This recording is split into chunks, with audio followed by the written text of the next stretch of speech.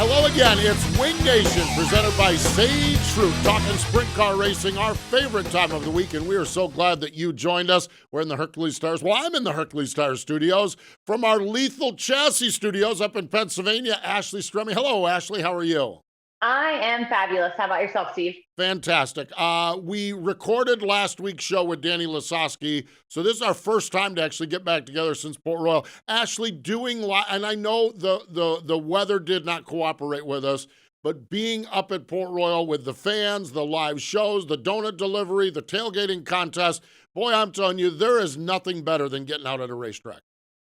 There really isn't. And it's just awesome to be with the fans, to see those guys, to chat with the racers again, and to have our shows. It was just so phenomenal to be back to our normal at a racetrack. Yeah, it's our normal, and that's what was missing, and we had chatted about that up there. Our normal gets real busy going forward on June 21st and 22nd. We've got live shows from the Houston's 50 up at Houston Speedway in South Dakota.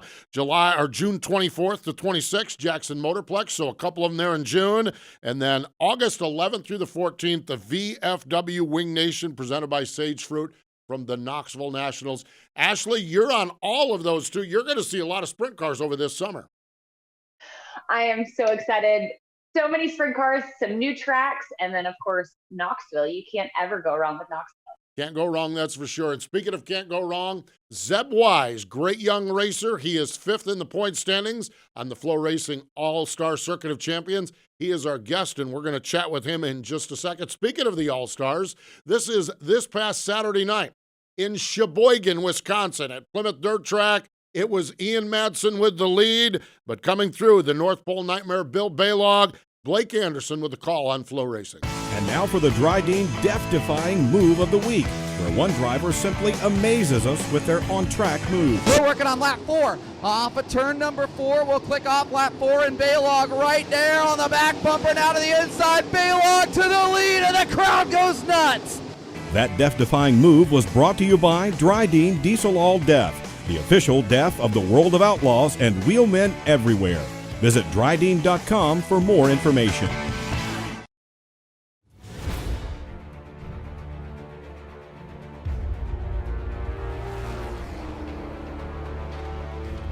Pride. Passion. Performance. We are. We are. We are Team Dryden.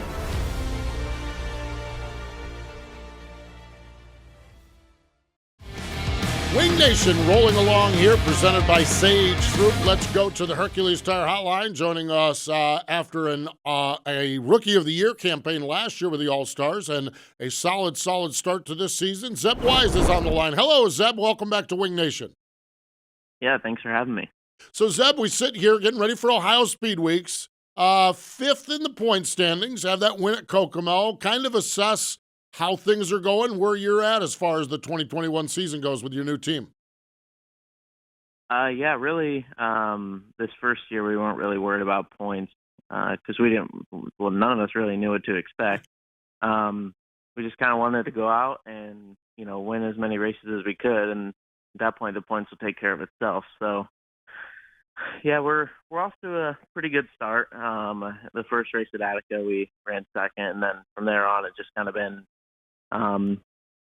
top 10s and maintaining top 5s, whatever. And then Kokomo obviously was huge for us.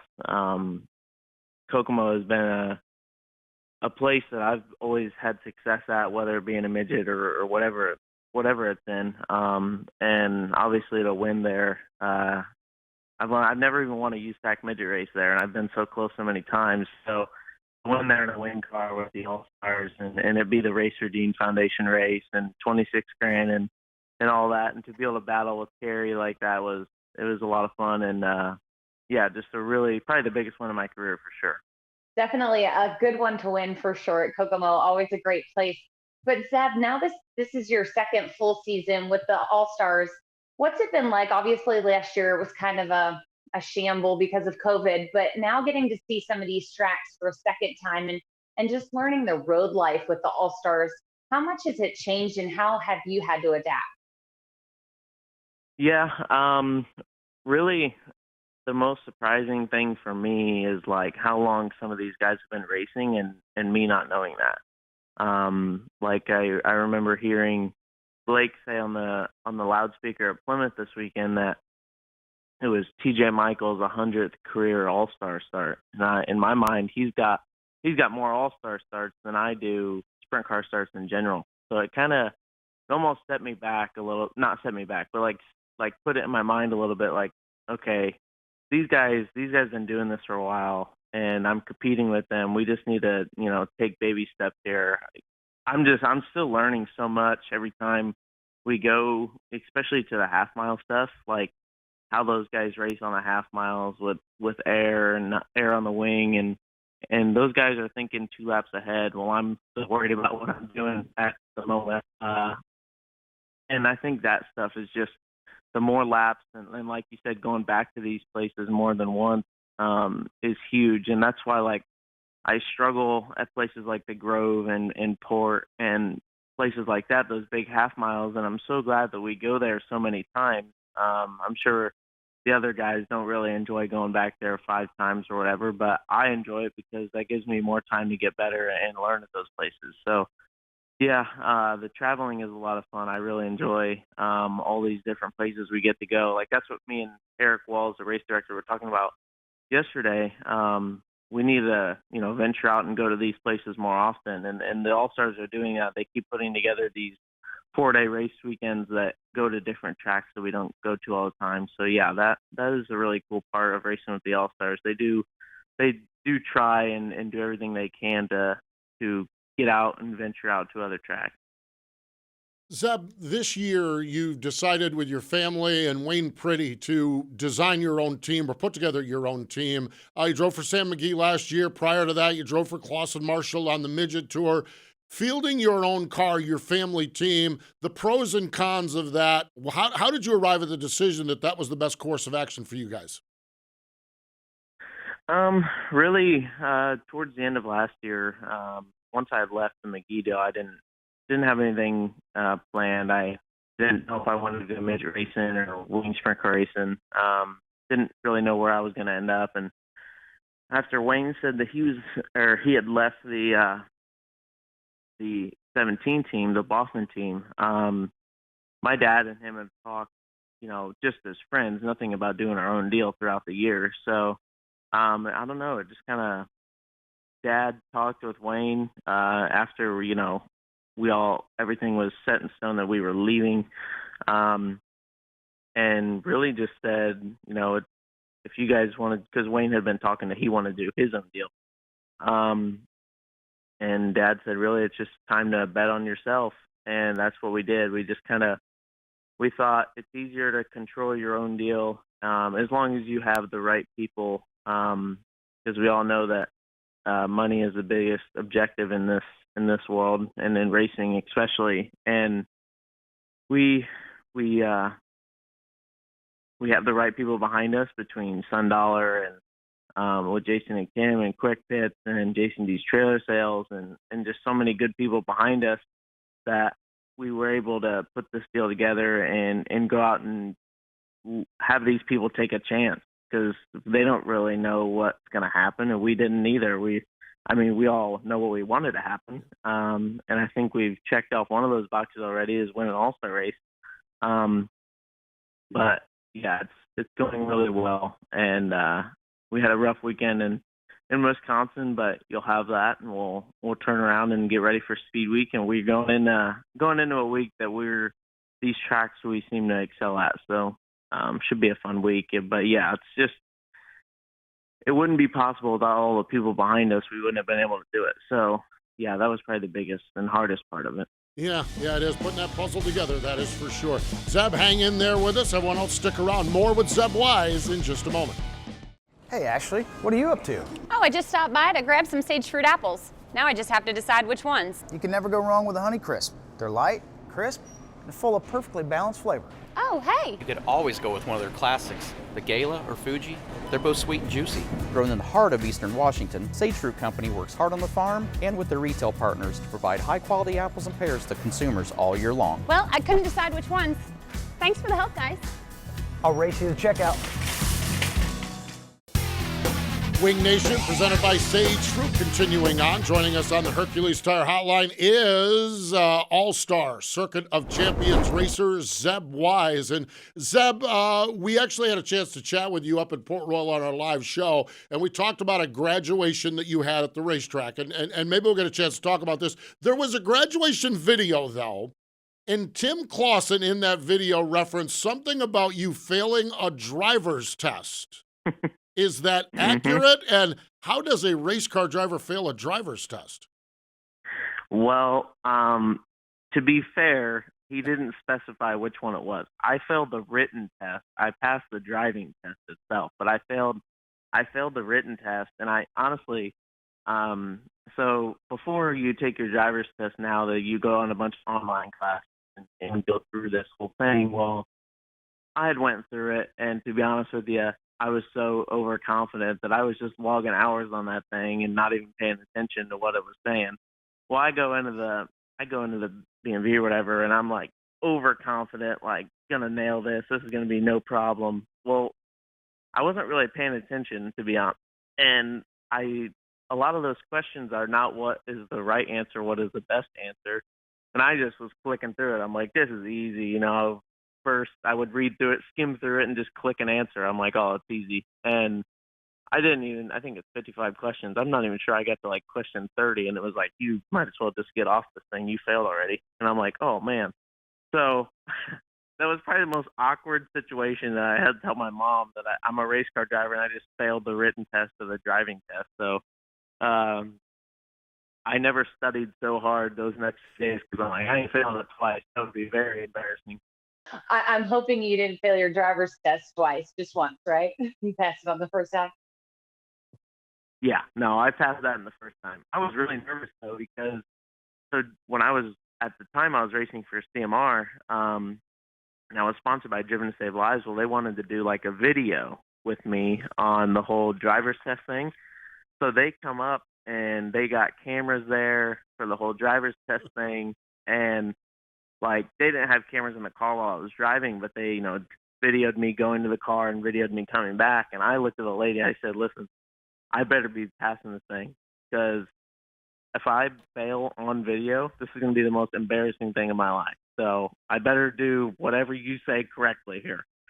They will hold that over your head for the rest of your life, that's for sure.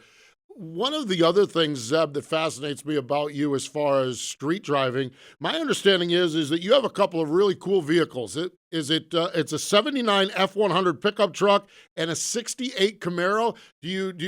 What is there about the old vehicles that you like?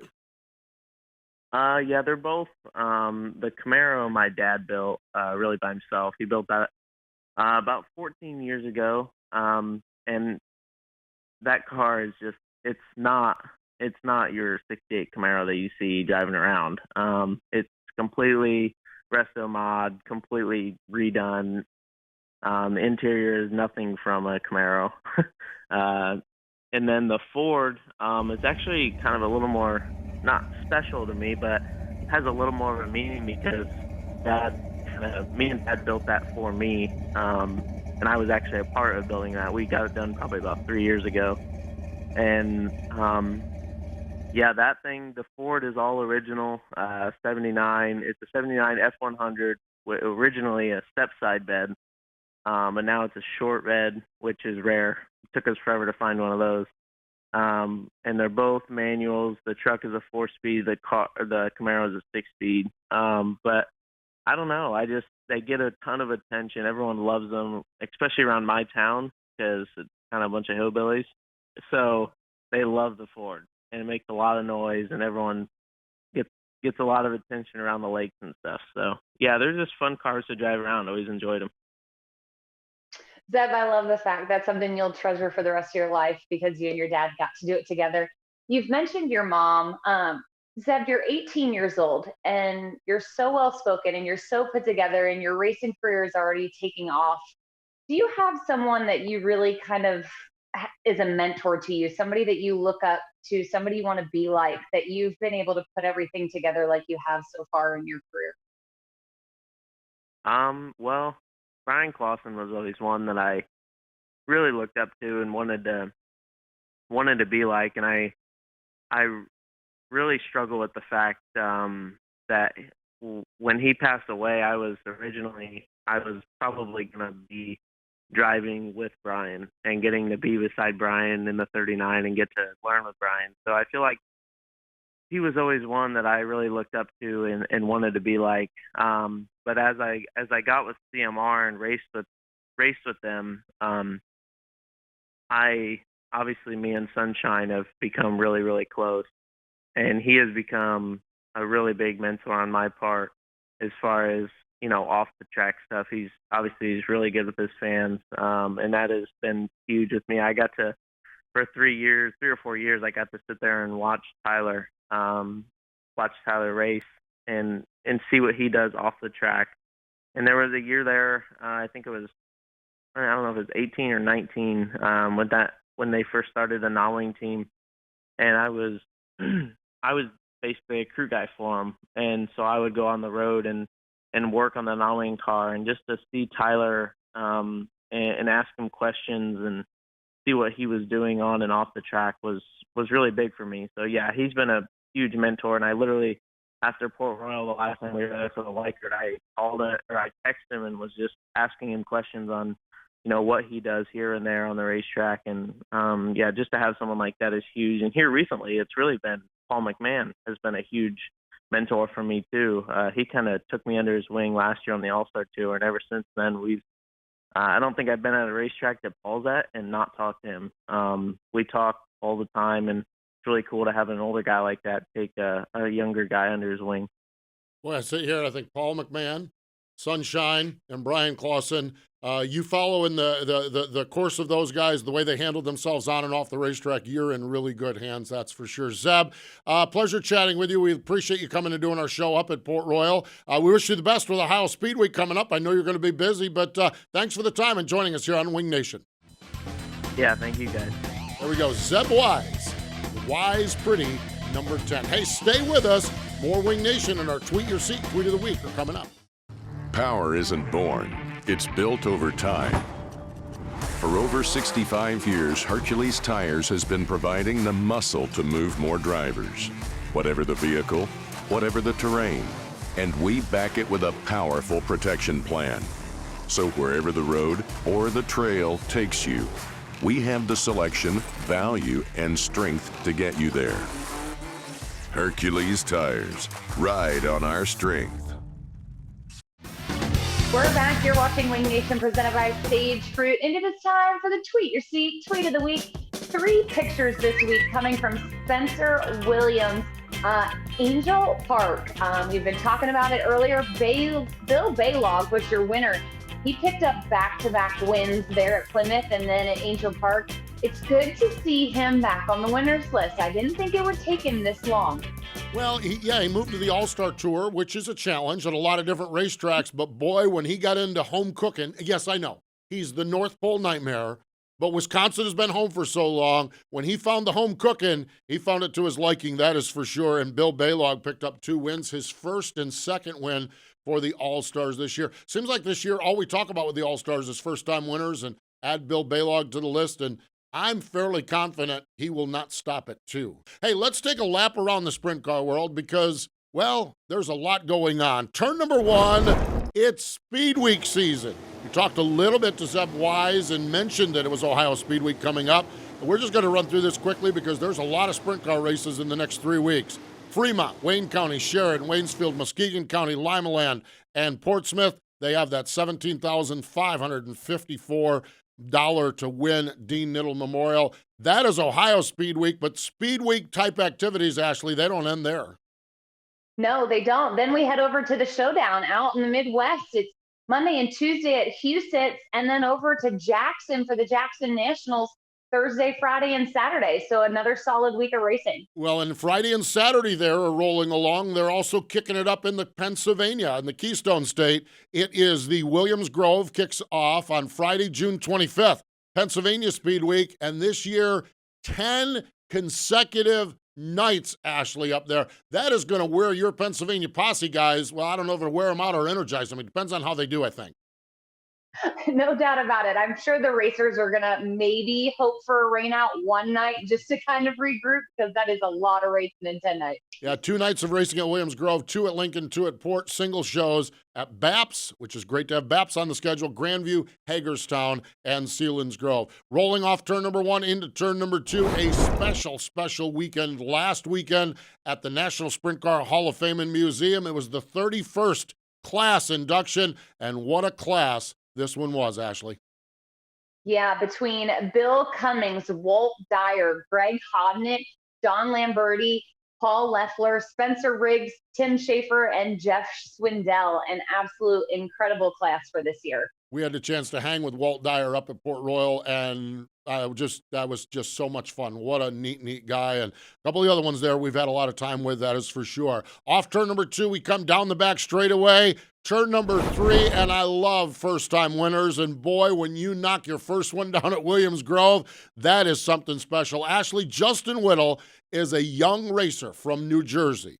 And his course was he came through the ranks, but how does a kid from New Jersey end up being a Pennsylvania Posse guy? I don't know, but I'm sure he's ecstatic after this past weekend. Yeah, he came through quarter midgets, Ford Focus, 600 micros, 360 sprints to the 410s, family operation, and yes, to win that first one at Williams Grove. Off turn number 3 into turn number 4, let's talk about Kyle Larson. We did it all last year. Why not do it again this year? Last year, 46 wins in every kind of car that he climbed aboard. Ashley, he's not racing quite as much, but that winning percentage is getting awful good here. He is rolling on the NASCAR Tour. Yes, absolutely. 3 wins, Las Vegas, Charlotte, and now Sonoma after this past weekend in his home state. I'm sure that one was pretty special. But glad to see him back on the asphalt tracks, obviously, with NASCAR, but still not forgetting where his roots are and still picking up wins in the sprint car and the late model. And Caitlin is still doing the beer shots. I love that. I love that. Just doing really well. So last year it was all Kyle Larson all the time. And, well, in the NASCAR side, it's becoming Kyle Larson all the time, too. He is really doing well and taking care of business over on the NASCAR side. And there you have it, our lap around the sprint car world. Stay with us. More Wing Nation in just a moment. I'm not ready yet. Come on. All right, I'm ready now. Hey, Ashley, what are you up to? I just stopped by to pick up my sage fruit apples. Now I just have to decide which ones. Yeah, okay. This is what it looks like when you do it. Ta-da! Take a deep breath, count to 5. It's like running across a rhythm section at a motocross track. Mine was perfect. Wing Nation continues on here. We are presented by Sage Fruit. We're in the Hercules Star Studios. And Ashley, thinking back to our visit with Zeb Wise, boy, at 18 years old, I know I didn't have my act together like him. Man, he is impressive for such a young man.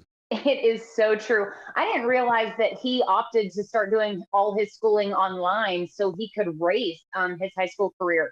So, I mean, obviously he was even gathered up before the age of 18, but he must have some pretty impressive people in his corner that have really helped make him who he is, and it'll be incredible to watch where his career goes over the years. Yeah, there's a graduation video, and I was watching it. It was a combination of racing people, family, and friends, and you could just tell there's a lot of people that love that young man, and some people that we know, like a Tim Clausen, guys like that, but they had aunts and uncles and cousins and everything, and really neat. So good family, good young racer, and part of the young talent that we have coming along in the sprint car world.